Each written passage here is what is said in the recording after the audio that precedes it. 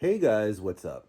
This was a story I wrote 5 years ago. I always told myself that when I was ready, I was going to elaborate into something much longer. When I first came up with this idea, it was supposed to be Victorian, old fashioned, big wigs, the dresses, carriages, castles, and horses, and even Old English. But instead, I decided to go into another direction. I kept the same storyline, just the imagery and time. Also, the culture has changed. I chose to put a lot of my Cuban roots into this and chose to make the story Spanglish. I'm really pleased with the choices I made. Well, here it is. Ana y las tres. Un romance secreto. Episode 9. This episode literally starts off where the last one ended. Cynthia and Anna are leaving the restaurant, but after Cynthia paid the tab to the brunch, she asked Anna if she would go to the spa with her. Since she's such a lonely woman, she's using Anna as a crutch for her happiness. And in the last episode, we found out that the only person she has an authentic connection with is Anna. Since Anna has to work tomorrow, she respectfully declines. They go back to the mansion, and Cynthia notices her husband's car parked out in the front. She thinks it's weird. Yes, he had odd hours, but on the weekends, he's always worked. Her and Anna both walk in. Mrs. Smith asks Anna if she would like to fix up a drink. Desperate for company, but Anna repeats, I just want to relax and lie down. But when she goes to her room, she decides to pick up the phone and call her friend, Vanessa. Her friend tells her she hasn't heard from her in a while. Anna tells her it's from all the work that she's been doing, but that they have been treating her well. Vanessa told her some bad news, that Marty and Tina, the two maids that were in the business together, decided to quit, and now Maria and Hector have to take up the houses that they were cleaning. Anna asks, why don't you just hire more work? Vanessa says they don't have money to pay new workers. Vanessa asks Anna if she has filled out the paperwork for the next semester. With all the money she's been making working at the mansion, she sure doesn't even have to get financial aid. But Anna lies and says that all the classes are full.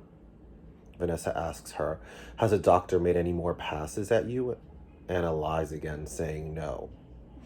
When there have been countless times when Gabriel has flirted with her, even in front of Cynthia. In the middle of their talk, Cynthia Smith interrupts her. Vanessa says, damn, she even makes you work on your day off? Now, this is something that Anna wants Vanessa to think again, to victimize herself. She quickly gets off the phone and tells the lady of the house that she can come inside the room. But all she does is peep through the door. She tells Anna that her husband is probably in the office or man cave venting. Usually he does that when he loses a patient at the hospital. Cynthia Smith is going to take that idea of going to the spa to relax. She even offers Anna to go again, but she rejects. Also, Anna lets slip the fact that she gave her cleaning business to her friend Vanessa, which makes Cynthia think, wow, she's a really good friend to do this. But what she doesn't see was that Anna put all her eggs in one basket and is working to her favor. After Cynthia left the room, Anna was going to actually do what she said, get some rest. But she heard hangers moving in the closet. Frightened, she grabbed a lamp, approaching the closet, and it was Gabriel that came out. She composed herself and put the lamp down. Gabriel was waiting in the closet for his wife to leave, so he can confess his love for Anna.